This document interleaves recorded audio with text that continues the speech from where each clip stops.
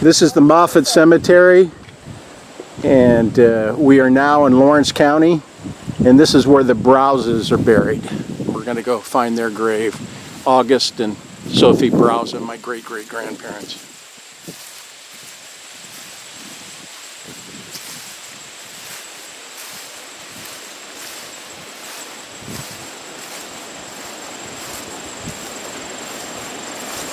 Okay, this is the combined grave of August and Sophie Browse, my great-great-great-grandparents, on the hillside. And then evidently he's on this side where I put the white flowers, and she's on the other side. Unfortunately, it's a tree almost collapsed on top of it here. See mother and father there. See, this you one, can't really see the inscription that much. This one, it goes on top. Right. That's part of it. I don't know what these little ones are. I wonder if I can put that back on there. It's pretty stuck inside there. Yeah, that's Sophie. That's the one that I can't read. Oh, okay.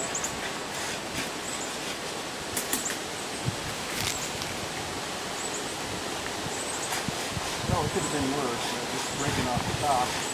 Yeah, that big a tree would have destroyed this. That's what I get for buying brushes. Well, that's, yeah. Well, here's the thing.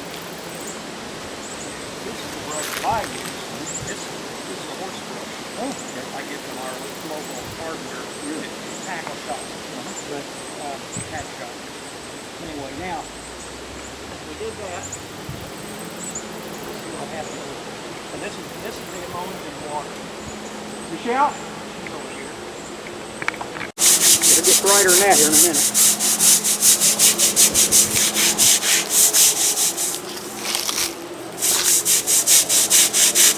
What's your name? My name is John Fish. John, I'm Jack, and this is Michelle. Jack. Nice meeting you, John. Oh, that's okay. I'm just happy to have you do that. Boy, I appreciate that.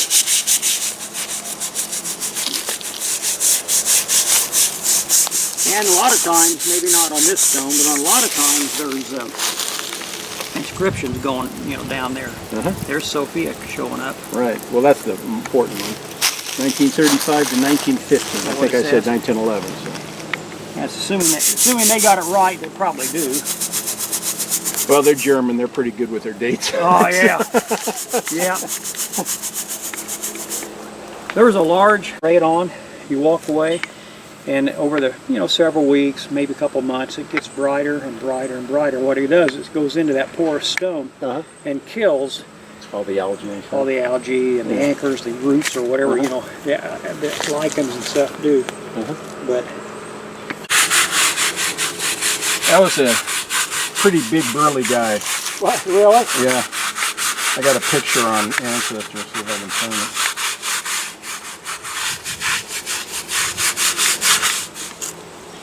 You see that little piece of white showing up in there? That whole stone would go that way if the person put that rubbing in here. And you always want to go faster. That's the guy who's buried right below you. Okay, yeah. Looks like a cousin. That's him. I hope he's liking this. If not, he may reach out. Wow, look at the detail on that. That's a pretty stone. Did that help you any? Oh, wow. Look at that. Sometimes you can see it better when it's wet. Yeah. It looks like she's taking over the camera. Well, I guess this I'm going to have to let me see what here, Jack. call her assisted director here. There we go. Well, I am very proud of myself that I found this place on my own.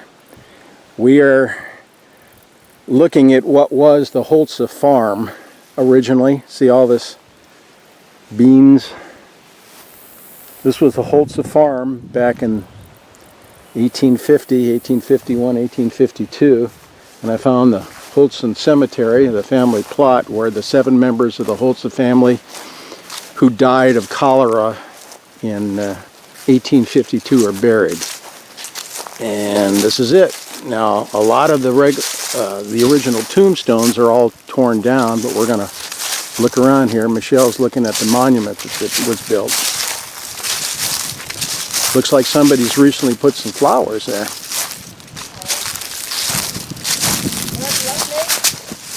Holza. Right here.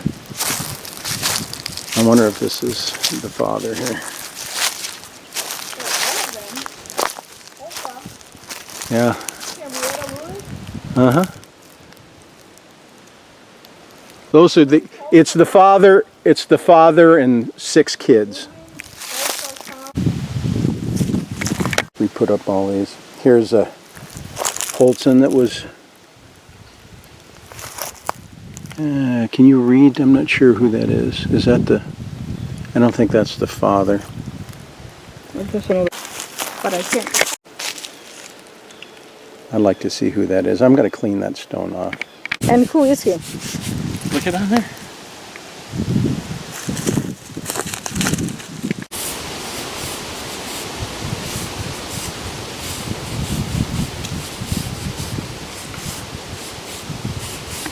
This is the backside of the memorial for the Holza family. The Holza family arrived in New Orleans, Louisiana on the bark Kepler, it says bark, but I think that means barge Kepler, November 30th, 1849, and came by river boat to Evansville, Indiana, then overland by ox cart to settle just west of this spot. The original name Holza bears a change to Holtze, and shortly afterward, arriving in New Orleans, was Americanized to Holtzen. A copy of the passenger manifest of the bark Kepler is in the library in New Orleans, Louisiana. Wedding documents and birth certificates of all members of the family are in the records of St. Jacobi Church in Stolzenow, Germany. The 4 surviving children were Sophie, Elsa, Wilhelmina, aged 17. Later she married August Browser, who was my great-great-great-grandparents. Johann Friedrich, age 11. Later he married Nancy Jane Kneep, and we saw his grave also next to Sophie's. And then George Herman Heinrich, age 7. Later he married Barbara Kneep. And then Heinriette, I think we saw her grave also over there, as I recall. Anyway, so you can read that.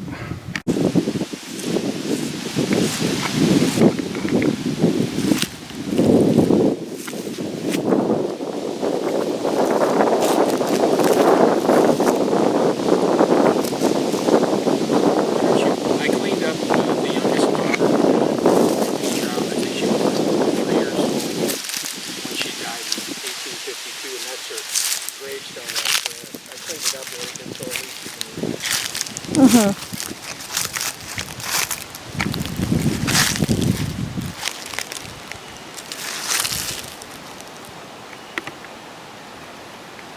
So this is the Wesley Chapel Cemetery in Lawrence County, south of Sumner. Of course, you can see my great-great-grandparents, the Basil and Charlotte Hill. Basil is misspelled with a Z instead of an S. I'll walk up here so you can see it. Since it's in the shadows, you can see Hill there. And there's the inscription. Basil W. Hill, February 20th, 1834 to February 2nd, 1910. And Charlotte, and her nickname was Lottie, his wife, December 1859 to 1943. My mom knew him. Don would have known her, Charlotte, Lottie. Now, Basil, I believe Effie Hill is here. That's Effie. Is Effie? I think it's a gal. I'm not sure. Anyway, I think it's a sister. It's a sibling. What's strange, though, is where Basil's parents are, which would be Hugh and Sarah. And I think their gravestones have fallen down and are below the surface here. Because when I step down here, right there, that's hard. So there's a tombstone right here. And I think that very well could be Hugh or Sarah Hill. Sarah was James Benjamin Wright's daughter that Basil married. And here's So these, it would make sense that these would all be hills, and there's some more stones that have fallen down here. So if it was close to the surface, I would dig it up and look at it, but it's buried underneath dirt. I don't think I should. But at least, of course, I know a lot of my cousins have seen this. This is a pretty common pilgrimage to come and see Basil and Charlotte's grave. All the Charles Jones and Marie Jones kids all shared this great-grandfather, Basil Hill, and great-grandmother Charlotte. And Charlotte lived during their lifetime.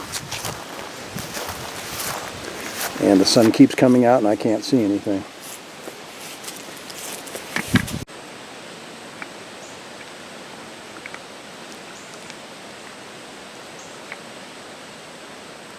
One last view. Basil served in the Civil War, so thought he deserved an American flag on his grave.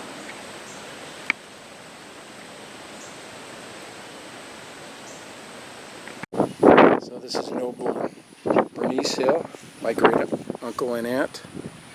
I stayed with them for a few days, or maybe even up in a week, up back in the early 19s, maybe 59 or 60. Visited Mike, my second cousin, their one son, who I guess is still living. So this is my great aunt Ines and her husband, that we called him Tad, Carol. She passed away at age 104 in 2009. I just took some pictures of her house, which is unoccupied. Unfortunately, her son passed away, I get a little less than a year ago, as I recall. A lot of history here at the Sumner Cemetery, so we're just starting to look at these. Okay, this is the Jennings. Looks like they're well kept here, so I guess I don't need to worry about putting flowers on.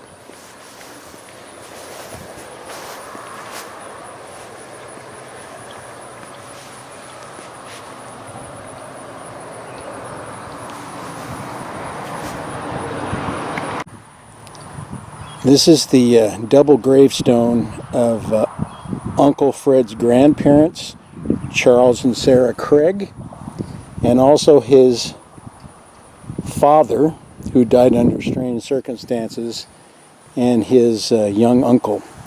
And if you could see the other side of this gravestone, you would see that inscription. So evidently, his grandparents are buried this way, and Uncle Fred's dad is buried this way.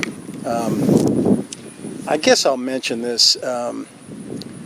According to the newspaper, I guess it was 1922, when they talked about the strange death of Fred Craig Sr., that he was sleepwalking and he dreamt, and I'm just quoting this is not anything to do with my beliefs or anything. He dreamt evidently that there were Negroes, a group of Negroes in the grove down below. And he was sleepwalking. He yelled to his dad, "Dad, I'm going after some Negroes." And he took his shotgun, I know this sounds very strange, while sleepwalking, and started running out, and his dad ran after him. They couldn't find him.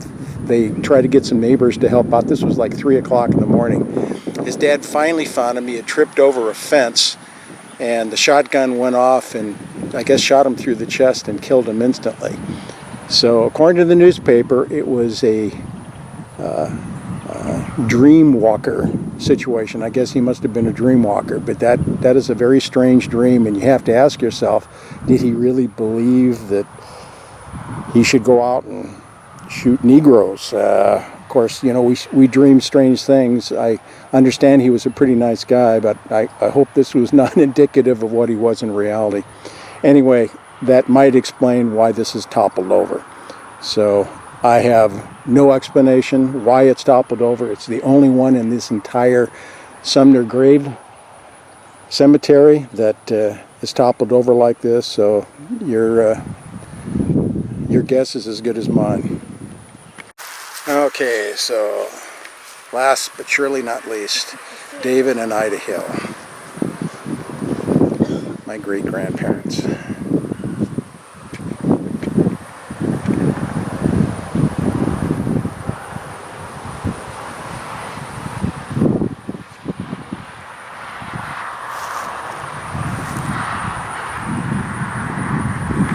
This is the Lincoln Trail Memorial on the Illinois side of the Wabash, going into Indiana, into Vincennes. This is how the trail that Lincoln and his family took when they moved from Indiana to Illinois in 1830 on his 21st birthday.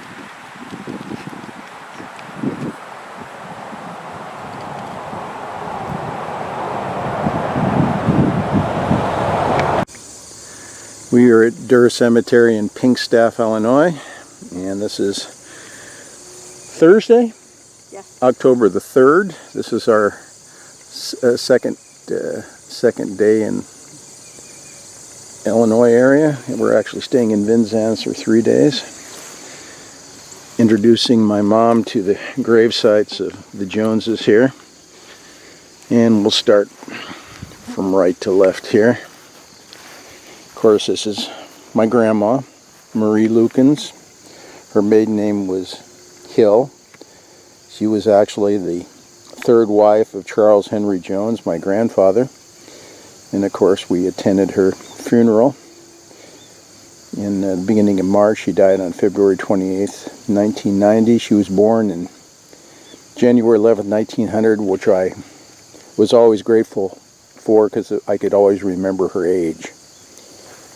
Then our war hero, my grandfather, Charles Henry Jones, Charlie, he was known as, served in a machine gun battalion in France during the First World War.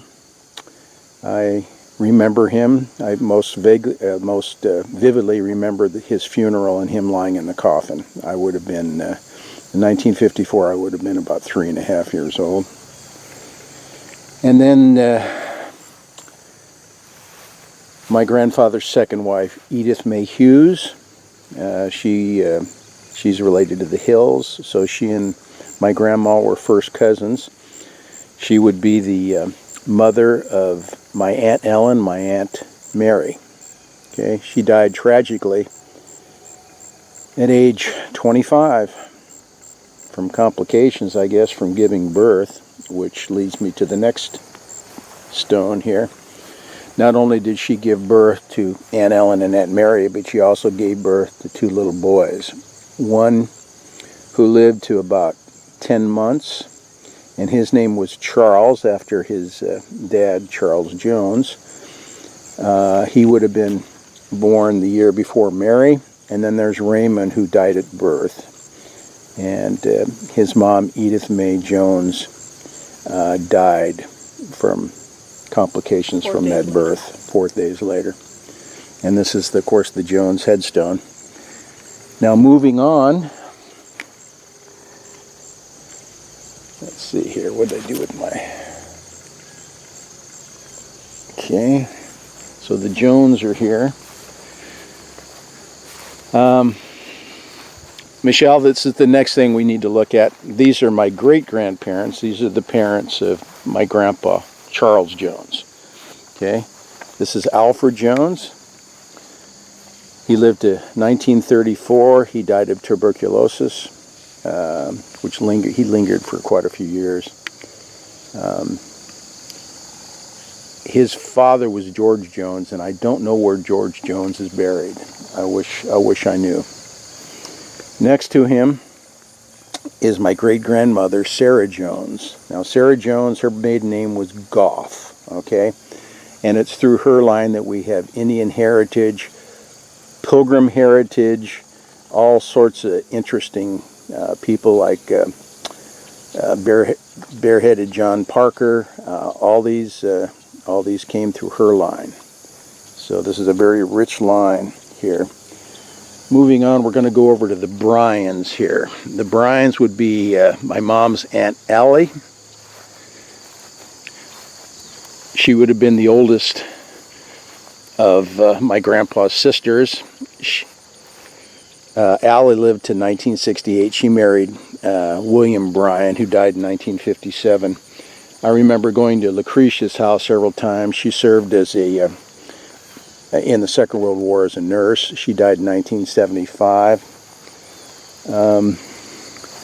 Let's see what we have here. I think these are all Brian's here. Probably his. Oh no, these are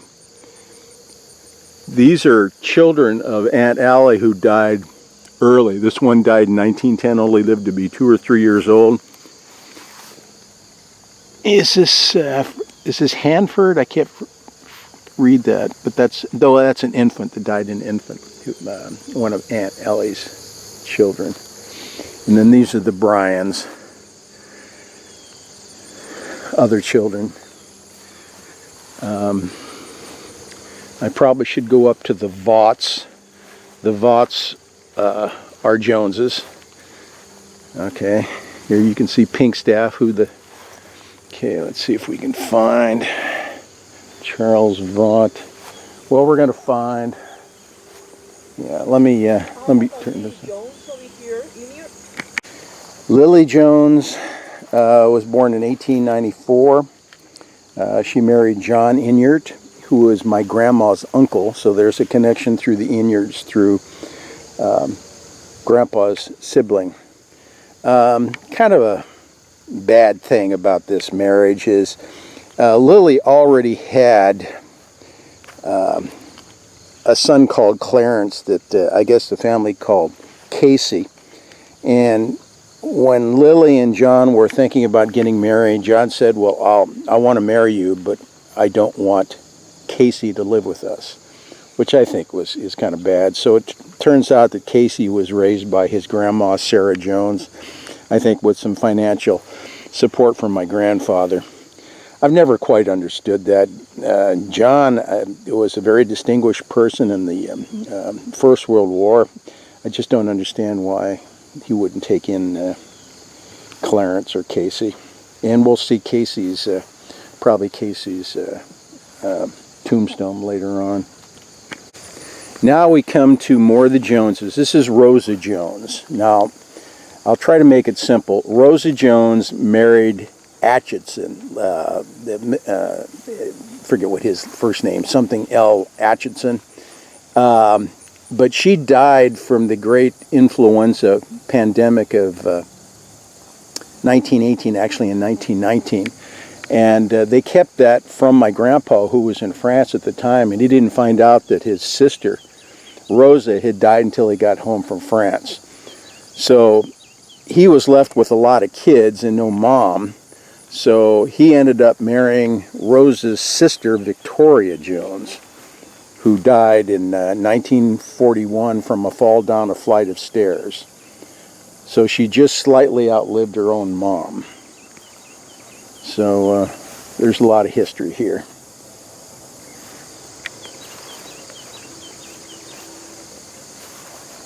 You can see the Vaught over there. Here we are at Charlottesville Cemetery. This is the Goff Cemetery. So we're going to see some Goffs here, which was great-grandma Sarah Jones' maiden name. This should be Charlottesville Cemetery. See the paint's worn off. I was here with Uncle Don. See all the Goffs here?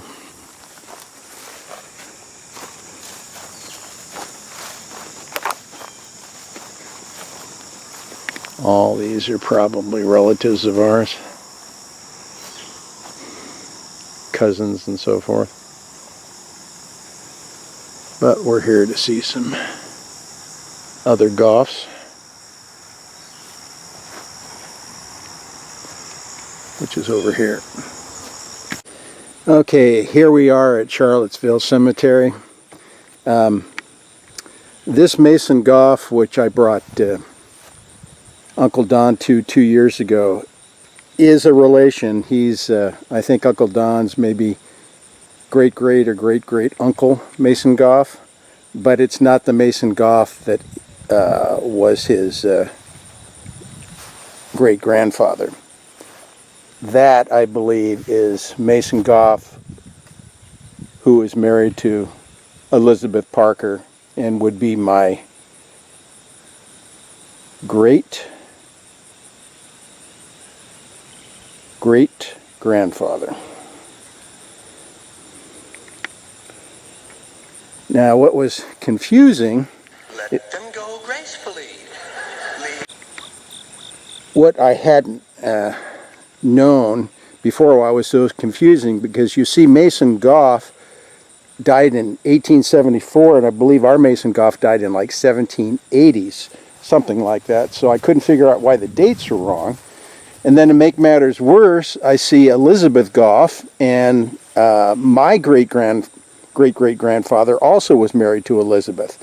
So that's why it was confusing, but this is not the Goffs that are our direct ancestors. Elizabeth Goff, who is part Indian, is buried in Good Hope's Cemetery, a few miles north of here in Crawford County. And Mason, who predeceased her, is buried here. So they're not buried next to each other. So I cleaned up the stone so you could see Mason's face here, but it's a little bewildering. I'm guessing maybe they would not let any people with Indian blood maybe be buried here. You can see all the Goffs here. There's an Amos Goff. I'm sure they're all related to us. There's another Jones over there. So I'm sure there's some work to be done in the cemetery on our genealogy. So you've seen my article posted on Facebook about the 3 Goffs. So I've already talked about my great-great-grandfather, who was the small stone there, and that's a relation like a maybe great-uncle Mason Goff, but he's not our direct ancestor. So this, and that's where the confusion was, and I already explained it to you. Okay, so 2 stones to the left of my great-great-great-great-grandmother Goff is another Mason Goff. This is the 3rd Goff. Now, this is a very interesting story.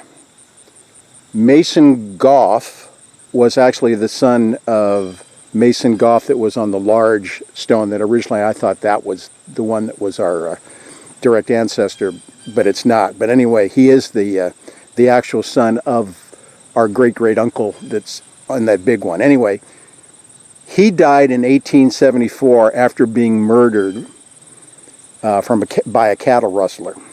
Okay? And they end up lynching the person who killed him. And so he died at a very young age, 22 years, 6 months. In fact, the tree is somewhere in the vicinity of the hanging tree where they hanged him is there. And the story goes that his body was left there to rot. And finally, some doctor north of here decided he needed a cadaver for his display. So he hired somebody to take the body down, and he boiled all the flesh off the bones and used the skeleton as a display piece in front of his practice. So strange things happen in southern Illinois here. We finally found the GPS coordinates for the Bell Cemetery, but the road kind of petered out, so we're walking the rest of the way. It was actually where it was supposed to be. I just couldn't believe that the road was this bad. So as you can see, I'm not driving a 2-wheel vehicle through here. So this is the Bell grave site where most of our Inuit direct descendants are buried. It's rather neglected. Just found Elijah Bell there, who's my great-great-great-grandfather. So we're going to look for some other grave sites here. I just told my wife about the relationship of my great-great-grandparents here. These were the parents of great-grandma Hill. Barbara Ann and Elijah Inyart were first cousins. Barbara Ann was a Bell. Of course, Elijah was an Inyart. Barbara was still living when my mom was a little girl. She died in 1931. We have a picture of her with my mom, Mary, and baby Don. 4 generations of Hills and Inyarts.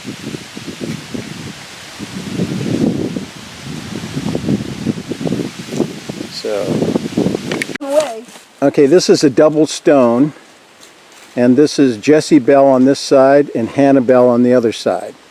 What's unique about these is they are our four times great grandparents times 2. Okay?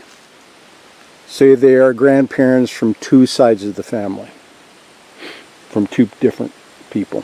So twice they're our grandparents. Great, great, great, great grandparents. So there's Jesse. He died in 1863, so he was born in the 1780s, I guess. And here's Hannah. Hopefully you can read Hannah there. Hannah.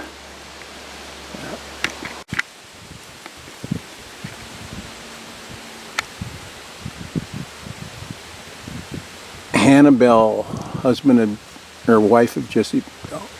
Okay. I tried to clean it up so you could see it. It's a double stone, so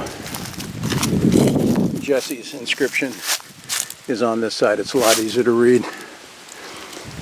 They are my 4th great grandparents times 2, because since 2 of their grandchildren married, they're my great great great great grandparents through 2 people.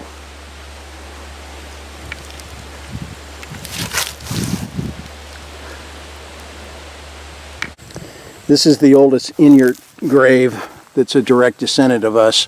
Silas Inyart was born in 1791, died in 1872. He married Mary Sears, so there's a connection with the Sears through the Inyarts as well as through the Hills.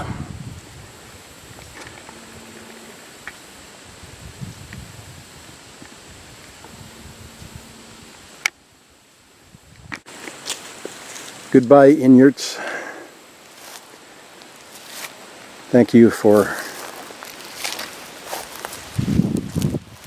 being part of my family.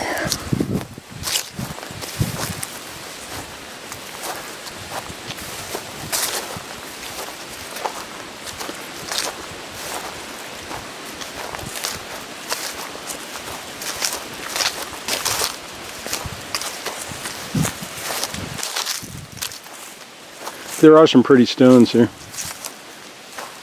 Yeah. It amazes me. If they wouldn't show the age, hundreds of years, but they still standing strong. So one more look at, now this is Mariah Bell, who is not our direct descendant. She was the second wife of Elijah Bell. Catherine Moore was his first wife, who died young, and he's buried here with a gravestone that's flat on the ground, but we haven't been able to find it. But Mariah is not our direct descendant, but her husband was through Catherine Moore. And this is a joint. So you can see Elijah Bell.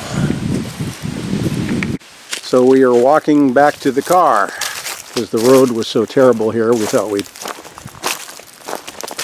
park about a quarter mile away.